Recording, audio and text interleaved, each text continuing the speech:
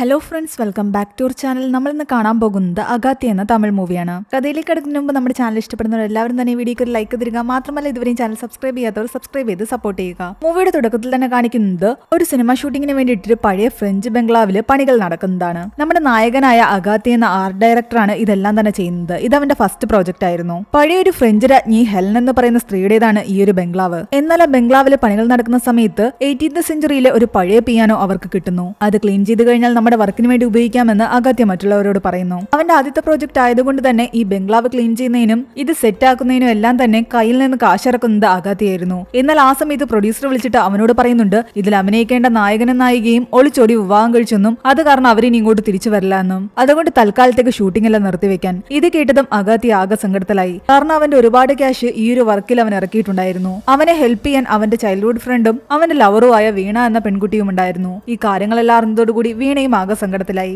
അത് കാരണം പുറത്തേക്കെടുത്ത പിയാനോ അതേപോലെ തന്നെ അവർ തിരിച്ചിട്ടു. വർക്ക് നിന്നത് കാരണം അഗാത്യയും കൂട്ടരും അവന്റെ നാട്ടിലേക്ക് പോയി. അഗാത്യയുടെ അമ്മയ്ക്ക് കുറച്ച് നാളായിട്ട് ബോൺ ക്യാൻസർ ആയിരുന്നു. അമ്മയുടെ രോഗം എന്തെങ്കിലും ഭേദമാകുമെന്നുള്ള വിശ്വാസത്തിലായിരുന്നു അവൻ. അഗാത്യയുടെ അച്ഛനാകട്ടെ അവന്റെ കൂട്ടുകാരോട് അവൻ ജനിച്ച കാര്യത്തെപ്പറ്റി എല്ലാം തന്നെ സംസാരിക്കുന്നു. ഒരു കൊടും മഴയുള്ള രാത്രിയിലാണ് അവന്റെ അമ്മയ്ക്ക് പ്രസവ വേദന വന്നത്. ഹോസ്പിറ്റലിൽ എത്തുന്നതിന് മുൻപ് തന്നെ അവർക്കൊരു ദേവാലയത്തിൽ അഭയം പ്രാപിക്കേണ്ടതായി വന്നു. എന്ത് ചെയ്യണമെന്നറിയാതെ വിഷമിച്ചിരിക്കുന്ന സമയത്ത് ആ കോരിച്ചൊരിയുന്ന മഴയത്തും ഒട്ടും നനയാതെ ഒരു സ്ത്രീ ഇവരുടെ അടുത്തേക്ക് വന്നിരുന്നു. ദേവിയെ പോലെ വന്ന അവരാണ് ആ പ്രസവം എടുത്തതും. എന്നാൽ ജനിച്ചപ്പോൾ അഗാത്യയ്ക്ക് ജീവനുണ്ടായിരുന്നില്ല. അവർ ആരാധിക്കുന്ന ആ സിദ്ധരുടെ മുൻപില് അവനെ വെച്ച ശേഷം അവന്റെ അച്ഛനും അമ്മയും ഒരുപാട് പ്രാർത്ഥിക്കാൻ തുടങ്ങി. അങ്ങനെ ദൈവത്തിന്റെ കൃപയാലോ ശക്തിയാലോ അവന് ജീവൻ തിരിച്ചു കിട്ടി. ദൈവത്തിന്റെ ഒരു കരസ്പർശം അവനിലുണ്ടെന്ന് അവന്റെ അച്ഛനും അമ്മയും ഇപ്പോഴും വിശ്വസിക്കുന്നു. ആ ഒരു ബംഗ്ലാവിൽ ഇറക്കിയ കാശ് എങ്ങനെ തിരിച്ചു പിടിക്കുമെന്ന് അറിയാതിരിക്കുകയായിരുന്നു അഗാത്യ. ആ സമയത്ത് വീണ ഒരു ഐഡിയ പറഞ്ഞു കൊടുക്കുന്നു. അവൾ പലയിടങ്ങളിലും ഗോസ്റ്റ് ഹൗസുകൾ കണ്ടിട്ടുണ്ട്. ആ ബംഗ്ലാവിൽ കുറച്ച് പണികളൊക്കെ നടത്തി അതിനെ ഒരു ഗോസ്റ്റ് ഹൗസ് ആക്കി മാറ്റിക്കഴിഞ്ഞാൽ ടിക്കറ്റ് വെച്ച് നമുക്ക് ആളെ കയറ്റുകയും അത് കാണാൻ ഒരുപാട് ആൾക്കാർ വരികയും ചെയ്യും. അങ്ങനെ ഇറക്കിയ ക്യാഷൊക്കെ നമുക്ക് ഒരു രീതിയിൽ തിരിച്ചു പിടിക്കാം. അവൾ പറഞ്ഞ ആ ഐഡിയയെ പറ്റി അവനും ആലോചിക്കുന്നു. ആ സമയത്ത് അവന്റെ കൺമുന്നിലായിട്ട് ഒരു സിദ്ധര വരുന്ന പോലെ അവന് തോന്നുന്നുണ്ട്. അങ്ങനെ അഗാത്യയും കൂട്ടരും ചേർന്നിട്ട് ആ ബംഗ്ലാവ് ഒരു ഗോസ്റ്റ് ഹൗസ് ആക്കുന്നതിന്റെ ജോലിയിലായിരുന്നു. അങ്ങനെ കുറച്ച് ദിവസങ്ങൾ നന്നായിട്ട് കഷ്ടപ്പെട്ട് അവരത് പൂർത്തിയാക്കുകയും ചെയ്തു. കൂട്ടത്തിൽ അവർ ആ പിയാനയും വൃത്തിയാക്കി എടുത്തിട്ടുണ്ടായിരുന്നു. അങ്ങനെ ഗംഭീരമായിട്ട് ഉദ്ഘാടനം കഴിഞ്ഞു. ഉദ്ഘാടനത്തിന് അന്ന് ചീഫ് ഗസ്റ്റ് അത് എക്സ്പീരിയൻസ് ചെയ്യാൻ ഉള്ളിലേക്ക് കയറിയപ്പോൾ അവിടെ ഉണ്ടാക്കി വെച്ചിരുന്ന ഫേക്ക് ഗോസ്റ്റുകളുടെ കൂടെ യഥാർത്ഥത്തിൽ ഒരു പ്രേതം കൂടി അവിടെ വരുന്നു. എന്നാൽ അതും ഫേക്ക് ആയിട്ടുള്ള പ്രേതമായിരിക്കും എന്നാണ് അവര് വിചാരിക്കുന്നത്. അതുകൊണ്ട് അതൊന്നും തന്നെ അവർ മൈൻഡ് ആക്കിയില്ല. കൂട്ടത്തില് ആ പിയാനോ വെച്ചിട്ട് കൂടി നമുക്ക് എന്തെങ്കിലും ഒരു കാര്യം ചെയ്യാമെന്ന് പറഞ്ഞിട്ട് വീണയാകട്ടെ ആ പിയാനോ വായിക്കാൻ തുടങ്ങിയിരുന്നു. ഇടയ്ക്ക് ഇവൾ ബീത്തോവൻ നോട്ട്സ് ആകട്ടെ പ്ലേ ചെയ്യാൻ തുടങ്ങിയപ്പോഴേക്കും ആ പിയാനോയുടെ സൈഡിൽ നിന്നും കുറച്ച് തടിക്കഷ്ണങ്ങൾ പുറത്തേക്ക് വരികയും അകത്തേക്ക് പോവുകയും ചെയ്യുന്നുണ്ട്. ഇത് കണ്ട് എല്ലാവരും പറയുന്നുണ്ട് ഇത് എന്തോ ഒരു തരം ലോക്കാണെന്ന്, നീ കണ്ടിന്യൂ ആയിട്ട് വായിച്ചുകൊണ്ടിരിക്കാൻ. അങ്ങനെ അവൾ കുറെ നേരം അത് വായിച്ചുകൊണ്ടിരിക്കുന്ന സമയത്ത് ആ പിയാനോയുടെ ബാക്കിൽ നിന്നും ഒരു ഡോർ ഓപ്പൺ ആകുന്നു. അതിൽ എന്തൊക്കെയോ വസ്തുക്കൾ കിടപ്പുണ്ടായിരുന്നു. അവരതെല്ലാം പുറത്തേക്ക് ഇട്ടപ്പോൾ അതിലൊരു അസ്ഥികൂടവും പിന്നൊരു ഫിലിം റോളുമായിരുന്നു ഉണ്ടായിരുന്നത്. പഴയ കാലത്തതല്ലേ എന്ന് വിചാരിച്ചിട്ട് അവർ ആ അസ്ഥികൂടം തങ്ങളുടെ വർക്കിന് വേണ്ടി ഉപയോഗിച്ചു. എന്നാൽ ആ ഫിലിം റോൾ ഓപ്പൺ ചെയ്തതും അഗാത്യയ്ക്ക് എന്തൊക്കെയോ അമാനുഷികമായിട്ട് തോന്നുന്നു. അവന്റെ ആത്മാവ് പെട്ടെന്ന് മറ്റൊരിടത്തേക്ക് പോകുന്നതായിട്ടും അവിടെ അവൻ സുന്ദരിയായ ഒരു പെൺകുട്ടിയും ഒരാളെയും കാണുന്നതായിട്ടും അവന് തോന്നുന്നു. അതേസമയം ന്യൂസിലെല്ലാം തന്നെ കാണിക്കുന്നുണ്ട് കുറച്ച് ദിവസങ്ങൾക്കകം വെച്ച് തന്നെ എല്ലാ ഗ്രഹങ്ങളും സൂര്യന് നേർക്ക് ഒരുമിച്ച് ഒരേ പാതയിൽ വരുന്ന ഒരു ദിവസം വരുന്നുണ്ടെന്ന്. അന്ന് എന്തൊക്കെയോ പ്രത്യേകതയുണ്ടെന്നാണ് ന്യൂസിൽ പറയുന്നത്. അതിനെപ്പറ്റി കൂടുതൽ അന്വേഷിക്കാൻ തന്റെ അസിസ്റ്റന്റിനോട് വീണ പറയുന്നു. പിയാനോയ്ക്കുള്ളിൽ നിന്ന് കിട്ടിയ ആ ഒരു അസ്ഥികൂടത്തിനെയും അവർ റെഡിയാക്കി തങ്ങളുടെ വർക്കിന് വേണ്ടി ഉപയോഗിച്ചു. അവിടെ ജോലി എടുത്തുകൊണ്ടിരുന്ന വീണയുടെ കൈ അറിയാതെ മുറിയുകയും ഒരു തുള്ളി രക്തം അവിടേക്ക് തെറിച്ചു വീഴുകയും ചെയ്യുന്നുണ്ട്. ആ സമയത്ത് ആ രക്തം പല തുള്ളികളായി മാറുന്നുണ്ട്. എന്നാൽ അവൾ അതൊന്നും കാണുന്നുണ്ടായിരുന്നില്ല. പെട്ടെന്ന് അവിടെ ഉണ്ടായിരുന്ന രണ്ട് അസ്ഥികൂടങ്ങൾക്കിടയിൽ മൂന്നാമതൊന്നുകൂടി വരുന്നതായിട്ട് അവൾക്ക് തോന്നുന്നു. അവൾ ഇതൊക്കെ കണ്ട് പേടിക്കുന്നുണ്ട്. എന്നാൽ ആ സമയത്താണ് അഗാത്യ അവിടേക്ക് വരുന്നത്. അവൾ അതിനെപ്പറ്റി ചോദിക്കുമ്പോൾ അവൻ പറയുന്നുണ്ട് അതെല്ലാം തന്നെ ഇവര് നിന്നെ പേടിപ്പിക്കാൻ വേണ്ടി ചെയ്തതാണെന്ന്. നീ അതൊക്കെ വിട്ടേക്ക്, നമുക്ക് ഈ ഫിലിം റോൾ നോക്കാമെന്ന് പറഞ്ഞിട്ട് അവൻ അത് പ്ലേ ചെയ്യാൻ ആരംഭിച്ചു. അത് പ്ലേ ചെയ്യുമ്പോൾ അതിനുള്ളിൽ സിദ്ധാർത്ഥൻ എന്ന് പറയുന്ന ആളായിരുന്നു ഇരുന്ന് സംസാരിക്കുന്നത്. അയാളുടെ ലൈഫിൽ നടന്ന എല്ലാ കാര്യങ്ങളും വീഡിയോ ആയി ചിത്രീകരിക്കുകയായിരുന്നു. 1940-കളിലാണ് ആ സംഭവങ്ങളെല്ലാം നടക്കുന്നത്. അയാൾ ഒരു സിദ്ധ ഡോക്ടർ ആയിരുന്നു. അന്ന് പോണ്ടിച്ചേരി ബ്രിട്ടീഷുകാരുടെ കയ്യിലാണ്. എഡ്വിൻ എന്ന ആളായിരുന്നു പോണ്ടിച്ചേരി അന്ന് ഭരിച്ചിരുന്നത്. അയാൾ ഒരു റേസിസ്റ്റ് ആയിരുന്നു. ഇന്ത്യൻസിനെ എല്ലാം തന്നെ ക്രൂരമായി ഉപദ്രവിക്കുമായിരുന്നു. അയാളുടെ സഹോദരി ജാക്ലിന്റെ പിറന്നാളിന്റെ എന്നാണ് സിദ്ധാർത്ഥ അവിടേക്ക് വരുന്നത്. എന്നാൽ ഈ ജാക്ലിന് കഴുത്തിന് താഴോട്ട് തളർന്ന അവസ്ഥയായിരുന്നു. കൈയും കാലും ഒന്നും തന്നെ അനക്കാറില്ലായിരുന്നു. സിദ്ധാർത്ഥം വന്ന് എഡ്വിനെ പരിചയപ്പെട്ടെങ്കിലും അയാൾ ഒരു ഇന്ത്യൻ ആയതുകൊണ്ട് തന്നെ എഡ്വിൻ അയാളെ മൈൻഡ് പോലും ചെയ്യുന്നില്ല. എന്നാൽ നിങ്ങളുടെ സഹോദരിയുടെ അസുഖം എന്നെ കൊണ്ട് മാറ്റാൻ കഴിയുമെന്നാണ് സിദ്ധാർത്ഥം പറയുന്നത്. അതൊന്നും നടക്കില്ല എന്ന് എഡ്വിൻ പറയുന്നു. ഒരുപാട് പേര് അവളെ ചികിത്സിച്ചതാണ്. എന്നാൽ തന്റെ സിദ്ധവൈദ്യം ഉപയോഗിച്ച് അവളെ ഞാൻ നടത്തിക്കുമെന്ന് സിദ്ധാർത്ഥം വെല്ലുവിളിക്കുന്നു. കഴിയുമെങ്കിൽ ശ്രമിച്ചു നോക്കാൻ എഡ്വിനും സിദ്ധാർത്ഥനോട് പറയുന്നു. അവളുടെ ബർത്ത്ഡേക്ക് കട്ട് ചെയ്ത കേക്ക് പോലും മറ്റൊരാൾ അവൾക്ക് വാരി കൊടുക്കുന്ന കണ്ടിട്ട് സിദ്ധാർത്ഥൻ അവളെ കളിയാക്കുകയും അവളോട് സ്വയം എടുത്ത് കഴിക്കാൻ പറയുകയും ചെയ്യുന്നു. ആ ദേഷ്യത്തില് അവൾ തന്നെ കൊണ്ടാവുന്ന വിധം തന്റെ കൈ ഉപയോഗിച്ച് ഉപയോഗിച്ച് അത് കഴിക്കാൻ ശ്രമിക്കുന്നു. ഒരു അപമാനം കൊണ്ട് അവൾ തന്റെ കൈ ചലിപ്പിക്കാൻ ശ്രമിക്കുന്നത് കണ്ടിട്ട് സിദ്ധാർത്ഥൻ പറയുന്നുണ്ട് നിന്നെ കൊണ്ട് എഴുന്നേറ്റ് നടക്കാനും സാധിക്കുമെന്ന്. അങ്ങനെ പിന്നീട് അങ്ങോട്ട് സിദ്ധാർത്ഥൻ ജാക്കിലിനെ എഴുന്നേറ്റിപ്പിച്ച് നടത്താനുള്ള ശ്രമത്തിലായിരുന്നു. അയാൾക്കറിയാവുന്ന സിദ്ധവൈദ്യം മുഴുവൻ അവളുടെ ശരീരത്തിൽ അയാൾ പ്രയോഗിക്കുന്നു. അതുകൊണ്ട് പതിയെ പതിയെ അവൾ നടക്കാനും ആരംഭിച്ചു. അങ്ങനെ അവസാനം സിദ്ധാർത്ഥൻ എഡിനോട് പറഞ്ഞ പോലെ തന്നെ അയാൾ പൂർണ്ണമായിട്ടും ജാക്കിലിനെ ഭേദമാക്കുകയും അവൾ സ്വന്തം കാലിൽ നടക്കാനും ആരംഭിച്ചു. അതിനിടയിൽ തന്നെ ജാക്കിലിനും സിദ്ധാർത്ഥനും ഇടയിൽ ഒരു പ്രണയവും ഉടലെടുത്തിരുന്നു. ഇതെല്ലാം കണ്ടുകൊണ്ട് നിൽക്കുന്ന എഡ്വിനെ കാണിച്ചുകൊണ്ടാണ് ആ ഒരു ഫിലിം റോൾ അവസാനിക്കുന്നത്. അവർ രാത്രി അവിടെ നിന്ന് പുറത്തിറങ്ങാൻ നേരത്ത് വീണ്ടും ആ സിദ്ധരെ അവൻ കൺമുന്നിൽ കാണുന്ന പോലെ അഗാത്യക്ക് തോന്നുന്നു. ഈ കാണുന്ന കഥയുമായിട്ട് തനിക്ക് എന്തൊക്കെയോ ബന്ധങ്ങളുണ്ടെന്ന് അവന് തോന്നാൻ തുടങ്ങി. എന്നാൽ അതൊക്കെ നിന്റെ തോന്നലുകളാണെന്നാണ് വീണ പറയുന്നത്. പിന്നീട് ഇവരുടെ ഗോസ്റ്റ് ഹൗസിലേക്ക് ഒരുപാട് ആൾക്കാർ വരുന്നുണ്ട്. ലവേഴ്സായ രണ്ടുപേർ അതിനുള്ളിലേക്ക് വരികയും പരസ്പരം കുറച്ചു സമയം സ്പെൻഡ് ചെയ്യാൻ വേണ്ടിയിട്ട് അവരതിൽ കണ്ടൊരു പിരമിഡിലേക്ക് കയറുകയും ചെയ്യുന്നു. കുറച്ചു കഴിയുമ്പോൾ നിലവിളിച്ചുകൊണ്ട് ആ പെൺകുട്ടി പുറത്തേക്ക് വരുന്നു. തന്റെ കാമുകനെ കാണാനില്ല എന്ന് പറഞ്ഞിട്ട് അവിടെ എങ്ങ് തന്നെ അന്വേഷിച്ചിട്ടും അവളുടെ കാമുകനെ കണ്ടെത്താൻ സാധിച്ചില്ല. ഒരു പൊളിറ്റീഷ്യന്റെ ബ്രദർ ആയിരുന്നു അവൻ. അത് കാരണം ഇഷ്യൂ വളരെ വലുതാവുകയും ആ ഗോസ്റ്റ് ഹൗസിൽ എന്തൊക്കെയോ പ്രശ്നങ്ങളുണ്ടെന്ന് പുറം ലോകം അറിയുകയും ചെയ്യുന്നു. തൽക്കാലത്തേക്ക് അത് ക്ലോസ് ചെയ്യാൻ ഗവൺമെന്റ് ഉത്തരവിടുകയാണ്. ആ പയ്യൻ എവിടെ പോയി എന്ന് അന്വേഷിക്കാൻ വേണ്ടിയിട്ട് ഗോസ്റ്റ് ഹൗസിന്റെ മുക്കും മൂലയും അഗാത്യ പരിശോധിക്കുന്നു. അതിലൂടെ അണ്ടർഗ്രൗണ്ടിലേക്ക് ഒരു ചെറിയ അറയുണ്ടെന്ന് അവൻ മനസ്സിലാക്കുന്നു. അവിടേക്ക് പോയപ്പോ മുകളിൽ നിന്നും ആ പയ്യൻ താഴേക്ക് വന്ന് വീഴുന്നു. ആ സമയം തന്നെ അവിടെ ഒരു സ്ത്രീയുടെ രൂപവും പ്രത്യക്ഷപ്പെടുന്നുണ്ട്. അടുത്തേക്ക് വന്നപ്പോഴാണ് അത് വീണയാണെന്ന് അവന് മനസ്സിലായത്. വീണയുടെ ശരീരത്തിലാകട്ടെ ജാക്കുലിന്റെ ആത്മാവുണ്ടായിരുന്നു. അത് അഗാത്യയോട് പറയുന്നുണ്ട് ഇവിടം സേഫ് അല്ല, നീ ഇവിടെ നിന്ന് എത്രയും പെട്ടെന്ന് രക്ഷപ്പെട്ടു പോകാൻ. പേടിച്ചു പോയ അഗാത്യ എന്ത് ചെയ്യണമെന്നറിയാതെ നിൽക്കുകയാണ്. ആ ആത്മാവ് തന്നെയായിരുന്നു ആ പയ്യനെ ആക്രമിച്ചതും. ബോധം കെട്ട് വീണയുടെ കയ്യിൽ നിന്നും ഒരു ഡയറി അവന് കിട്ടുന്നു. അത് സിദ്ധാർത്ഥന്റെ ഡയറിയായിരുന്നു. ആ ഡയറിയിലൂടെയാണ് ബാക്കി കഥ അവരറിയുന്നത്. സിദ്ധാർത്ഥൻ ആ നാട്ടിലേക്ക് വന്നതിന്റെ പിന്നിൽ ഒരു കാരണമുണ്ടായിരുന്നു. ആ കഥയെല്ലാം തന്നെ അയാൾ ജാക്കിലിനോട് പറയുന്നതാണ്. അതെല്ലാം തന്നെ അവർ റെക്കോർഡ് ചെയ്യുന്നുണ്ടായിരുന്നു. സിദ്ധാർത്ഥന്റെ അച്ഛനും അമ്മയും സിദ്ധവൈദ്യത്തിൽ പ്രാവീണ്യം നേടിയവരായിരുന്നു. 1918 സ്പാനിഷ് ഫ്ലൂ എന്ന ഒരു മഹാമാരി വന്നിട്ട് ഒരുപാട് പേർ മരിക്കുന്നത്. അതിനുള്ള മരുന്ന് കണ്ടുപിടിക്കാൻ തനിക്ക് സാധിക്കുമെന്ന് സിദ്ധാർത്ഥന്റെ അച്ഛൻ എല്ലാവരോടും പറയുന്നു. അങ്ങനെയൊരു മരുന്ന് അയാൾ കണ്ടുപിടിക്കുകയും ചെയ്തു. എന്നാൽ അന്നുണ്ടായിരുന്ന ആൾക്കാരെല്ലാം തന്നെ ആ സിദ്ധവൈദ്യത്തെ കളിയാക്കുകയും ആ മരുന്ന് കൊണ്ട് ഒന്നും ചെയ്യാൻ പറ്റില്ല എന്ന് പറയുകയും ചെയ്തു. ആ വിഷമത്തോടു കൂടിയാണ് അയാൾ മരിക്കുന്നത്. എന്നാൽ ആ സിദ്ധവൈദ്യം കൊണ്ട് ഒരുപാട് രോഗങ്ങൾക്കുള്ള മരുന്ന് കണ്ടുപിടിക്കാൻ സാധിക്കുമെന്ന് തെളിയിക്കാൻ സിദ്ധാർത്ഥൻ ഇറങ്ങി പുറപ്പെട്ടു. അച്ഛനും അമ്മയും നഷ്ടപ്പെട്ട സിദ്ധാർത്ഥനെ അന്ന് ദത്തെടുത്തത് ഒരു ബ്രിട്ടീഷുകാരനായിരുന്നു.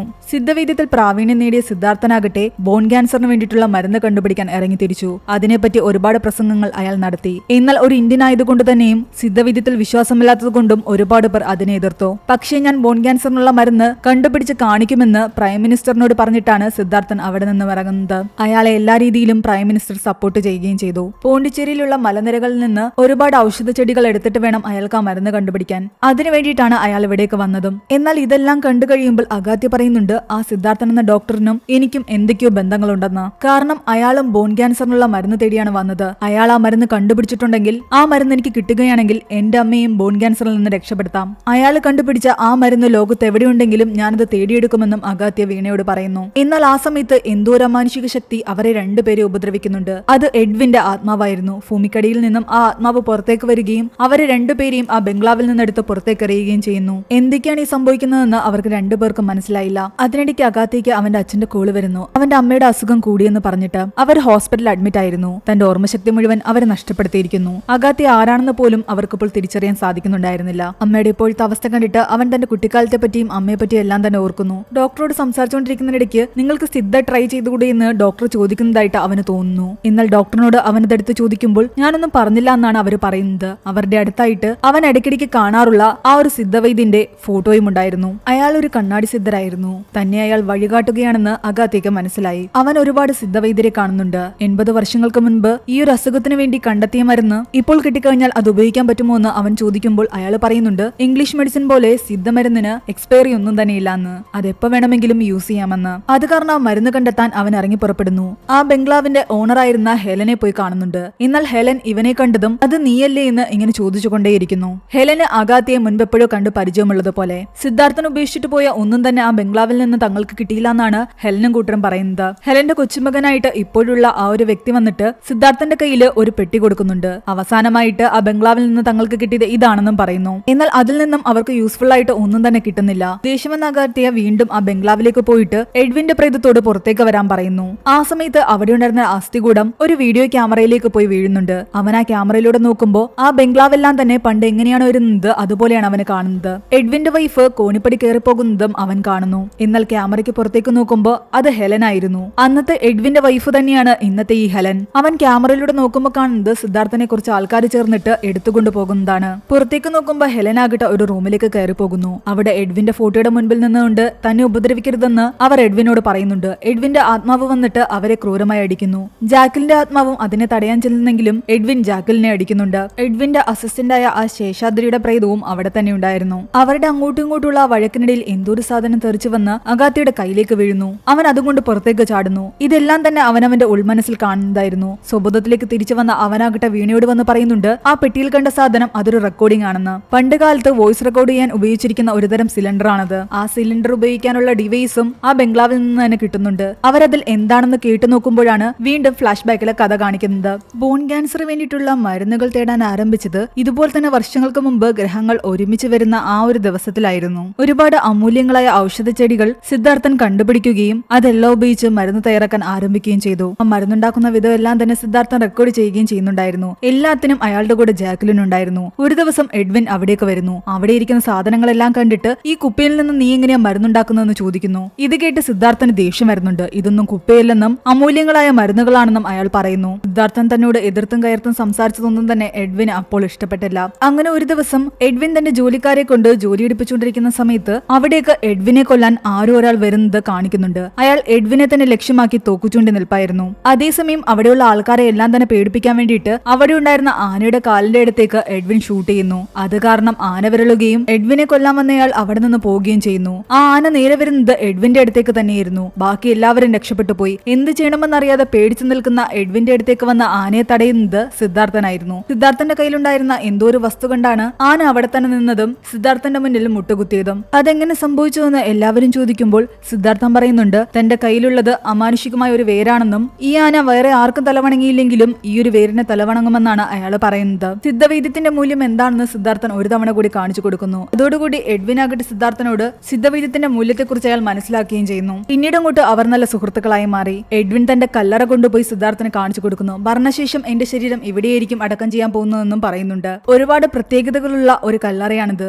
മരണശേഷവും എന്റെ ആത്മാവ് ജീവിക്കാൻ വേണ്ടിയിട്ടാണ് താൻ ഇങ്ങനെയൊരു കല്ലറ ഉണ്ടാക്കിയതെന്നും അയാൾ പറയുന്നു. പിന്നീട് കാണിക്കുന്നത് സിദ്ധാർത്ഥ് ജാക്ലിനോട് സംസാരിച്ചുകൊണ്ട് നിൽക്കുന്നതാണ്. മരുന്നെല്ലാം തന്നെ ഉണ്ടാക്കി പൂർത്തിയായി കഴിഞ്ഞാൽ അതുമായിട്ട് സിദ്ധാർത്ഥ് പ്രൈം മിനിസ്റ്ററെ കാണാൻ പോകും. അത് കഴിഞ്ഞിട്ട് വന്നിട്ട് നിന്നോട് എനിക്കൊരു കാര്യം പറയാനുണ്ടെന്നും സിദ്ധാർത്ഥ് പറയുന്നുണ്ട്. അയാളെ തന്നെ പ്രണയിക്കുന്നുണ്ടെന്നുള്ള കാര്യം ജാക്ലിനും അറിയാം. അതുകൊണ്ട് തന്നെ നീ എന്താണ് പറയാൻ പോകുന്നതെന്ന് എനിക്കറിയാമെന്ന് ജാക്ലിൻ അയാളോട് പറയുന്നു. പക്ഷേ ആ സമയത്ത് തന്നെ ആരോ അവരെ ആക്രമിക്കുന്നു. കുറച്ച് ഫ്രീഡം ഫൈറ്റേഴ്സ് ചേർന്നിട്ട് ജാക്ലിനെ കൊല്ലാനാണ് ശ്രമിച്ചുകൊണ്ടിരുന്നത്. ബ്രിട്ടീഷുകാർ ഇവിടെ വന്ന് ഇന്ത്യൻസിനോട് ചെയ്യുന്ന ക്രൂരത കാരണം അവിടെയുള്ള എല്ലാ വെള്ളക്കാരെയും കൊല്ലാനിറങ്ങി പുറപ്പെട്ടവരായിരുന്നു അത്. അതിലൊരാളുമായിട്ട് അടിയുണ്ടാക്കുന്നതിനിടയിൽ അയാൾക്ക് നല്ലപോലെ പരിക്ക് പറ്റിയ കണ്ട് സിദ്ധാർത്ഥാകട്ടെ അയാളെ അവിടെ നിന്നും അയാളുടെ നാട്ടിലേക്ക് കൂട്ടിക്കൊണ്ടു പോവുകയും അയാളുടെ മുറിവിലെല്ലാം തന്നെ മരുന്ന് വെക്കുകയും ചെയ്യുന്നുണ്ട്. ആ ഫ്രീഡം ഫൈറ്ററിന്റെ പേര് നഞ്ചിലാൻ എന്നായിരുന്നു. അയാൾ എപ്പോഴും ഫേസ് കവർ ചെയ്തായിരുന്നു നടന്നിരുന്നത്. പിന്നീട് കാണിക്കുന്നത് ആ നാട്ടിലെ അസുഖബാധിതരായ ഒരുപാട് പേരുടെ ജീവൻ സിദ്ധാർത്ഥ രക്ഷിക്കുന്നതാണ്. അതിനുശേഷം അവസാനം അയാൾ മിനിസ്റ്ററെ കാണാൻ പോകുന്ന ആ ഒരു ദിവസം എത്തി. സിദ്ധാർത്ഥന് ഇടാൻ വേണ്ടിയിട്ടുള്ള ഡ്രസ്സുകളെല്ലാം തന്നെ എഡ്വിൻ കൊണ്ടു കൊടുക്കുന്നു. സിദ്ധാർത്ഥന്റെ മരുന്നും അയാളുടെ ഡയറി എല്ലാം തന്നെ 2 പെട്ടികളിലായി സൂക്ഷിക്കുന്നുണ്ട്. പോകുന്നതിന് മുമ്പ് തനിക്ക് ജാക്ലിനോട് പറയാനുള്ള കാര്യങ്ങളെല്ലാം തന്നെ ഒരു വോയിസ് സിലിണ്ടറിൽ സിദ്ധാർത്ഥ് റെക്കോർഡ് ചെയ്തിട്ടുണ്ടായിരുന്നു. കണ്ണടച്ചിരുന്ന് അത് അവളോട് കേൾക്കാനും അയാൾ പറയുന്നു. എന്നിട്ട് അവളുടെ കണ്ണിൽ ഒരു തുണി കൂടി കെട്ടുന്നു. അവൾ അതവിടെ ഇരുന്ന് കേൾക്കുന്ന സമയത്ത് തന്നെയാണ് അവിടേക്ക് ബ്രിട്ടീഷുകാരെ കൊല്ലാൻ വേണ്ടിയിട്ട് ആ ഫ്രീഡം ഫൈറ്റർ നഞ്ചിലാൻ വരുന്നത്. അവൾ ഒരു സൈഡിൽ നിന്ന് കേൾക്കുകയും ചെയ്യുന്നുണ്ട്. അതേസമയം തന്നെ എഡ്വിൻ സിദ്ധാർത്ഥനോട് സംസാരിക്കാൻ അവിടേക്ക് വരികയും ചെയ്യുന്നുണ്ട്. സിദ്ധാർത്ഥന്റെ ടിക്കറ്റും മറ്റും എഡ്വിൻ അയാളുടെ കയ്യിലേക്ക് കൊടുക്കുന്നു. ആ സമയത്ത് സിദ്ധാർത്ഥന് വെടിയേൽക്കുന്നു. ആ സൗണ്ട് കേട്ടാണ് ഞെട്ടിത്തെറിച്ച് ജാക്ലിൻ അവിടേക്ക് വരുന്നത്. ആ സമയത്ത് എഡ്വിന്റെ കയ്യിൽ കിടക്കുന്ന സിദ്ധാർത്ഥനെയാണ് ജാക്ലിൻ കാണുന്നത്. എത്രയും പെട്ടെന്ന് ആരെങ്കിലും പോയി സഹായത്തിന് വിളിച്ചുകൊണ്ടുവരാൻ എഡ്വിൻ ആകട്ടെ ജാക്ലിനോട് പറയുന്നു. കഥ പ്രസന്റിലേക്ക് വരുന്നു. അങ്ങനെയാണെങ്കിൽ ആ ഫ്രീഡം ഫൈറ്റർ ആയിരിക്കും സിദ്ധാർത്ഥനെ കൊന്നതെന്ന് വീണ പറയുന്നുണ്ട്. എന്നാൽ ആ സമയത്ത് ഹെലൻ അവിടേക്ക് വരുന്നു. സിദ്ധാർത്ഥനെ കൊന്നത് ഫ്രീഡം ഫൈറ്റർ അല്ല എന്നും എഡ്വിൻ ആണെന്നുമാണ് ഹെലൻ പറയുന്നത്. കഥ വീണ്ടും ഫ്ലാഷ് ബാക്കിലേക്ക് പോവുകയാണ്. സിദ്ധാർത്ഥനെ കൊന്നത് എഡ്വിൻ തന്നെയായിരുന്നു. ഇന്ത്യക്കാരനായ ഒരാള് തങ്ങളുടെ പ്രൈം മിനിസ്റ്ററിൽ നിന്ന് ആദരവ് വാങ്ങിക്കുന്നത് എഡ്വിന് സഹിക്കാൻ കഴിയുന്നുണ്ടായിരുന്നില്ല. അതുകൊണ്ട് തന്നെയാണ് സിദ്ധാർത്ഥുമായിട്ട് കൂട്ടുകൂടി ആ മരുന്നെല്ലാം ഉണ്ടാക്കിയ ശേഷം ആ മരുന്നുണ്ടാക്കിയത് താനാണെന്ന് പറഞ്ഞിട്ട് ആ ആദരവ് എഡ്വിൻ വാങ്ങിയെടുക്കണമെന്ന് അയാൾ ആഗ്രഹിച്ചത്. അതിനു വേണ്ടിയിട്ട് അയാൾ ചതിച്ച് സിദ്ധാർത്ഥനെ കൊല്ലുകയായിരുന്നു. എന്നിട്ട് നാട്ടുകാരോടെല്ലാം തന്നെ അയാൾ പറയാൻ തുടങ്ങി മരുന്ന് കണ്ടുപിടിക്കാൻ പറ്റാത്ത കാരണം സിദ്ധാർത്ഥ സ്വയം ആത്മഹത്യ ചെയ്തതാണെന്ന്. അയാളുടെ മൃതദേഹം ഒരിടത്ത് കൊണ്ടുപോയി അടക്കം ചെയ്യുകയും ചെയ്തു. ആൾക്കാരെല്ലാം തന്നെ സിദ്ധാർത്ഥന് വേണ്ടിയിട്ട് പോരാടാൻ തുടങ്ങി. അങ്ങനെ മുന്നിൽ നിന്ന് ഒരുപാട് പേര് എഡ്വിൻ കൊന്നൊടുക്കി. എന്നാൽ തിരിച്ചു വന്നു കഴിഞ്ഞപ്പോൾ ജാക്ലിനെ എങ്ങും കാണുന്നുണ്ടായിരുന്നില്ല. ശേഷാദ്രി എഡ്വിനോട് പറയുന്നുണ്ട് നിങ്ങളുടെ സഹോദരി ആ മരുന്നും കൊണ്ട് ഇവിടെ നിന്നും കടന്നു കളഞ്ഞുവെന്ന്. അപ്പോഴാണ് എഡ്വിൻ പറയുന്നത് അങ്ങനെ അവൾ കടന്നു കളഞ്ഞിട്ടില്ല എന്ന്. മരുന്നും കൊണ്ട് കടക്കാൻ ശ്രമിച്ച അവളെ നേരത്തെ തന്നെ എഡ്വിൻ കൊന്നിരുന്നു. ചെയ്തുകൊണ്ടിരുന്നു. കൊല്ലുന്നതിന് മുമ്പ് ആ മരുന്നെവിടെയെന്ന് അവളോട് ചോദിച്ചപ്പോൾ അതാ കല്ലറയിലാണെന്ന് അവൾ ചൂണ്ടിക്കാണിക്കുകയും ചെയ്തു. അതിനുശേഷം അവളുടെ മൃതദേഹവും സിദ്ധാർത്ഥന്റെ സാധനങ്ങളും ആ പിയാനയ്ക്കുള്ളിലേക്ക് ഇട്ട ശേഷം അയാൾ അത് ലോക്ക് ചെയ്യുന്നു. കൂടാതെ ആ ഫ്രീഡം ഫൈറ്റർ നേതാവായ നഞ്ചിലാനെയും കുടുംബത്തെയും എഡ്വിൻ കൊന്നിരുന്നു. അതിനുശേഷം മരുന്നുമായിട്ട് പ്രൈം മിനിസ്റ്ററിന് മുന്നിലേക്ക് പോകാനിരുന്ന എഡ്വിനെ നാട്ടുകാരെല്ലാം ചേർന്ന് ആക്രമിക്കുന്നു. സിദ്ധാർത്ഥനെയും നഞ്ചിലാനെയും കൊന്നതിന് പകരമായിട്ട്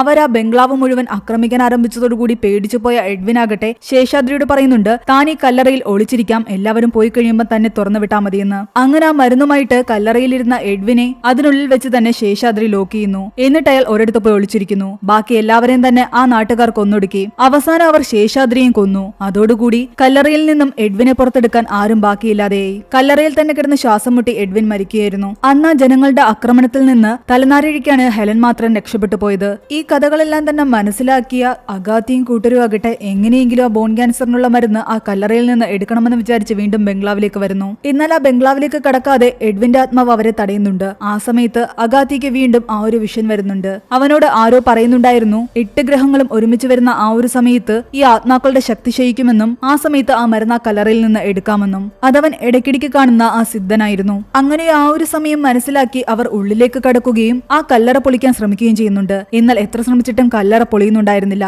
അതിനെന്തോ ഒരു ലോക്ക് സിസ്റ്റം ഉണ്ടെന്ന് മനസ്സിലാക്കി അവരാകട്ടെ അവിടെ ഒരു ചങ്ങല കാണുന്നു. അതിൽ കയറി വലിക്കുമ്പോൾ അത് പതിയെ പതിയെ തുറന്നു വരുന്നുണ്ട്. ഒരുപാട് നേരത്തെ ശ്രമത്തിനൊടുവിൽ കല്ലറ തുറന്നു. മരുന്നുകളും പുസ്തകങ്ങളും ഓരോന്നായിട്ട് അവർ പുറത്തേക്കെടുത്തു. എന്നിട്ട് എഡ്വിന്റെ ആ ശരീരം തീ കൊളുത്തുകയും ചെയ്തു. എന്നാൽ ആ ഗ്രഹങ്ങൾ നേർദിശയിൽ വരുന്ന ആ ഒരു സമയം കഴിഞ്ഞതും എഡ്വിന്റെ ആത്മാവ് പൂർവ്വശക്തിയോടുകൂടി പുറത്തേക്ക് വരികയും അവരെ തടയുകയും ചെയ്യുന്നുണ്ട്. ആ മരുന്നും പുസ്തകങ്ങളും താളിയോലകളും എല്ലാം തന്നെ അവരുടെ കയ്യിൽ നിന്ന് മുകളിലേക്ക് ഉയർന്നു. അവരെ ഓരോരുത്തരെയും എഡ്വിന്റെ ആത്മാവ് ആക്രമിക്കാൻ തുടങ്ങി. എന്നാൽ ആ സമയത്ത് കുഴിച്ചുമൂടപ്പെട്ട സിദ്ധാർത്ഥിന്റെ ആത്മാവ് പുറത്തേക്ക് വരികയും അവരെ രക്ഷിക്കാനും ആരംഭിച്ചു. സിദ്ധാർത്ഥും അഗാത്യയും തമ്മിലുള്ള കണക്ഷൻ എന്താണെന്ന് സിദ്ധാർത്ഥ് അവരോട് പറയുന്നു. അന്നത്തെ ആ ഫ്രീഡം ഫൈറ്റർ ആയിരുന്ന നഞ്ചിലാന്റെ പുനർജന്മമാണ് ഇന്നത്തെ അഗാത്യ. അതോടുകൂടി അഗാത്യയുടെ ശരീരത്തിലേക്ക് മരിച്ചുപോയ നഞ്ചിലാന്റെ ആത്മാവ് വരികയും സിദ്ധാർത്ഥിന്റെ ആത്മാവും നഞ്ചിലാന്റെ ആത്മാവും ചേർന്നിട്ട് എഡ്വിന്റെ ആത്മാവിനെ കീഴടക്കുകയും ചെയ്യുന്നു. ആ സംഭവത്തിന് ശേഷം ആ മരുന്നുകളും താളിയോലകളും എല്ലാം തന്നെ അഗാത്യയുടെ കയ്യിലേക്ക് എത്തി. ബോൺ ക്യാൻസറിന് ഉൾപ്പെടെ വരും തലമുറയ്ക്ക് ഉപയോഗപ്പെടുന്ന ഒരുപാട് രോഗങ്ങളുടെ മരുന്നുകളുടെ കൂട്ട് അതിനുള്ളിലുണ്ടായിരുന്നു. അങ്ങനെ അവരുടെ കൺമുന്നിൽ വെച്ചിട്ട് സിദ്ധാർത്ഥിന്റെ ആത്മാവും ജാക്കിലിന്റെ ആത്മാവും ഒന്നാവുകയും അവർ ഈ ഭൂമി വിട്ട് പോകുന്നതായിട്ടും കാണിക്കുന്നു. തന്റെ കയ്യിൽ കിട്ടിയ ബോൺ ക്യാൻസറിന്റെ മരുന്ന് ഉപയോഗിച്ച് തന്റെ അമ്മയുടെ അസുഖം ഭേദമാക്കാൻ അഗാത്യ ശ്രമിക്കുന്നുണ്ട്. പതിയെ പതിയെ അവർ ജീവിതത്തിലേക്ക് തിരിച്ചു വരുന്നു. സിദ്ധാർത്ഥൻ എന്ന സിദ്ധ ഡോക്ടറുടെ കണ്ടുപിടുത്തങ്ങളെല്ലാം വരും തലമുറയ്ക്ക് ഒരുപാട് ഉപകാരപ്പെടുമെന്ന് കാണിച്ചുകൊണ്ട് ഈ ഒരു മൂവി അവസാനിക്കുകയാണ്. ഈ മൂവിയുടെ സ്റ്റോറി എങ്ങനെയുണ്ടായിരുന്നു നിങ്ങൾ താഴെ കമന്റ് ചെയ്യുക. എക്സ്പ്ലനേഷൻ ഇഷ്ടപ്പെട്ടെങ്കിൽ വീഡിയോ ലൈക്ക് ചെയ്യാനും ചാനൽ സബ്സ്ക്രൈബ് ചെയ്യാനും മറക്കണ്ട.